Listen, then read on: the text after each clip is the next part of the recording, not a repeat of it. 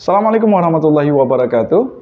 Selamat pagi teman-teman semuanya. Selamat datang kembali di channel saya. Dan kali ini saya ingin berbagi pengalaman dengan teman-teman tentang sebuah kasus yang sering dialami oleh para pencinta kopi ataupun penikmat kopi, khususnya para penikmat kopi yang sering menggunakan alat yang satu ini, moka pot. Dan kasusnya adalah moka pot mengalami muncrat-muncrat pada saat dimasak ataupun pada saat digunakan. Dan kasus itu juga saya mengalaminya sama seperti yang teman-teman rasakan di rumah.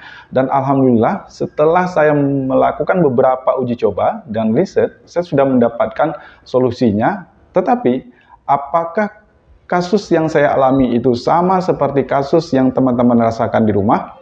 Teman-teman bisa memastikannya setelah menonton video ini. Dan tanpa berlama-lama lagi, untuk lebih jelasnya lagi, teman-teman silahkan simak video ini sampai selesai.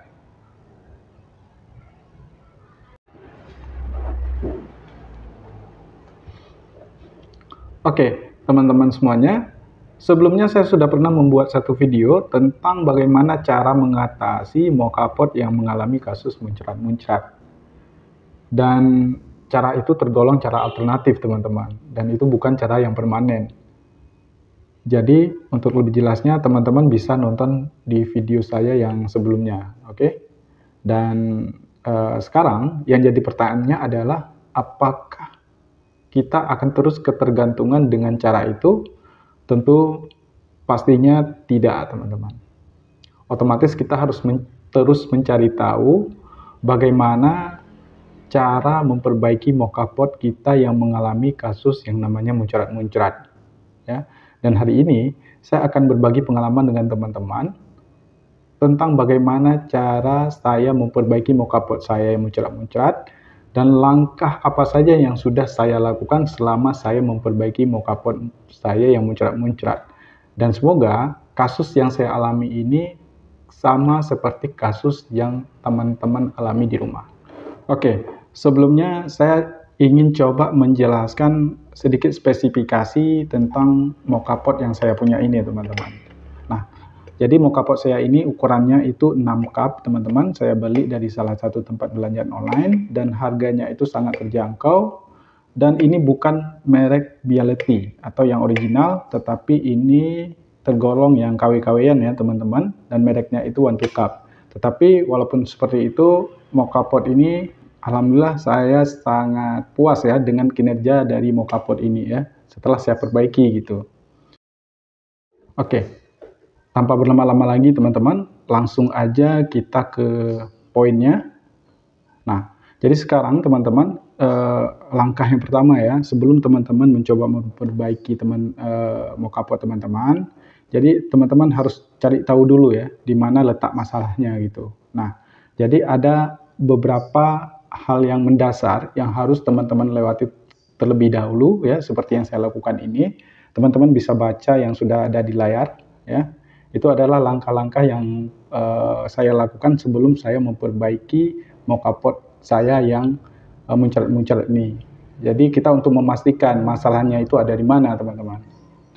Nah, kalau langkah-langkah itu sudah kita lakukan semua, tetapi moka potnya itu tetap mengalami muncrat-muncrat, nah kemungkinan masalahnya itu ada pada bagian komponen, teman-teman. Entah masalahnya itu ada pada bagian ulirnya, atau pada bagian funnelnya, atau pada bagian karet sealnya, atau pada bagian metal filternya, atau di bagian-bagian lain. Tetapi kalau berhubungan yang namanya muncrat, saya berasumsi kalau itu masalahnya itu ada di tekanan. Kenapa? Pada saat saya memasak moka pot pada saat itu, saya sempat melihat pada bagian celah ulir itu keluar yang namanya tetesan air. Makanya saya berasumsi kalau moka pot saya ini mengalami kebocoran gitu, teman-teman. Karena kalau kita lihat dari bagian fisiknya, itu tidak ada masalah apa-apa, teman-teman. Semuanya itu sempurna, perfect, tidak ada yang cacat, ya. Tetapi tetap aja moka pot saya ini mengalami yang namanya muncrat-muncrat teman-teman. Jadi setelah itu saya coba buat beberapa eksperimen ya, mulai dari funnelnya. Saya coba melakukan riset di bagian funnelnya ya. Yang pertama kali saya lihat itu adalah bagian pipanya ya, bagian pipa corongnya. Jadi saya merasa kalau pipa corongnya ini kepanjangan teman-teman ya. Jadi setelah saya ukur ya, saya merasa kalau pipanya ini agak sedikit panjang gitu teman-teman, karena jarak antara lantainya water tank dengan ujung pipanya ini itu sangat berdekatan teman-teman, hanya selisih beberapa mili aja. Jadi saya berasumsi kalau airnya itu mengalami kesulitan pada saat uap itu memberikan tekanan, kemudian airnya naik ke atas ya. Nah, karena corongnya ini itu kepanjangan, makanya dia mengalami kesulitan teman-teman. Terus solusinya adalah saya coba potong ujung bagian corong mokapot lebih kurang sekitar setengah senti ya teman-teman. Nah setelah itu saya lakukan eksperimen, saya lakukan uji coba, saya kasih bubuk kopi seperti biasa. Ya, langkahnya seperti biasa dan tetap saja muncrat-muncrat teman-teman ya. Nah setelah itu saya coba lanjut ke eksperimen selanjutnya ya. Saya coba perhatikan pada bagian ulirnya, ulirnya water tanknya ini ya. Itu saya lihat posisi funnel dengan sisi dari lingkaran atas water tanknya ini itu tidak sama teman-teman. Jadi saya berasumsi kalau kemungkinan karet selnya ini tidak bisa menekan funnelnya gitu, karena sisinya ini kepanjangan gitu. Bagiannya ini itu kepanjangan.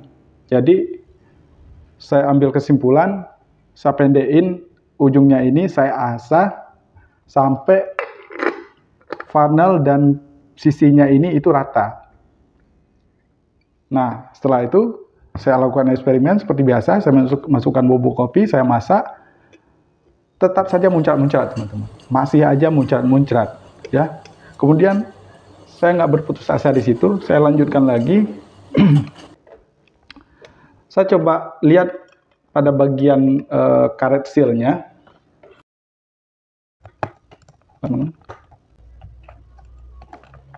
Saya coba lirik ke bagian sealnya ya, dan saya lihat kalau posisi sealnya itu agak ke dalam gitu teman-teman ya. Jadi saya berpikir sepertinya saya harus menambah satu karet seal lagi gitu. Nah saya buatlah karet seal yang lain dari bahan karet ya. Saya tambah ya, ukurannya sama, karetnya sama. Kebetulan ini saya nggak bawa karet sealnya itu ya. Intinya saya double sealnya. Dan kemudian saya lakukan eksperimen lagi. Saya masak mokapotnya dan tetap saja mokapotnya itu muncrat-muncrat teman-teman ya. Artinya letak masalahnya bukan ada di situ ya. Nah kemudian hal selanjutnya yang saya lakukan adalah memperhatikan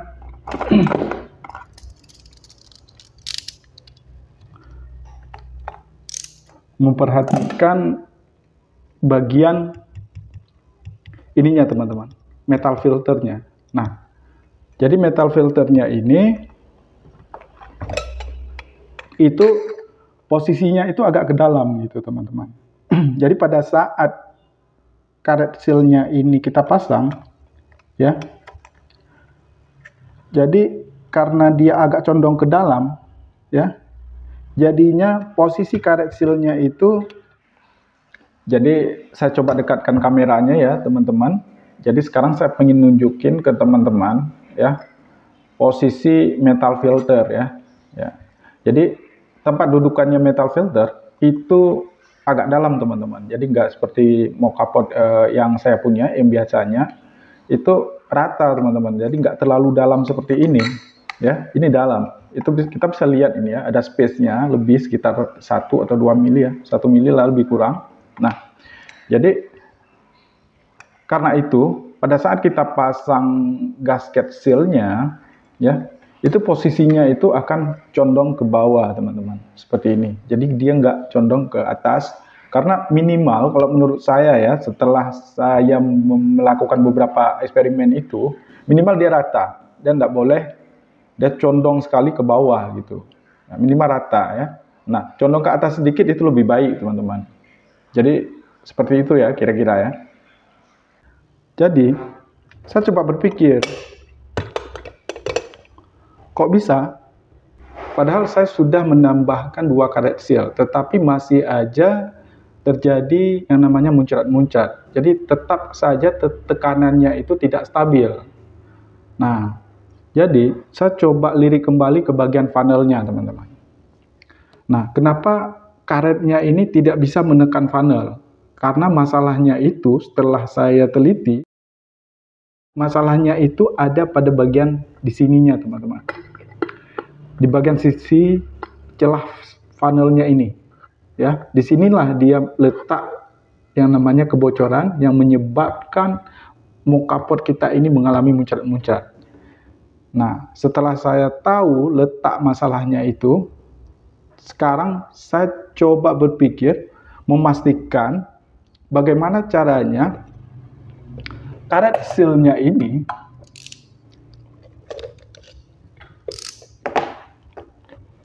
bisa menekan funnel dengan padat, dengan solid, ya, sampai funnelnya itu benar-benar kedap, ya, tidak mengalami yang namanya kebocoran.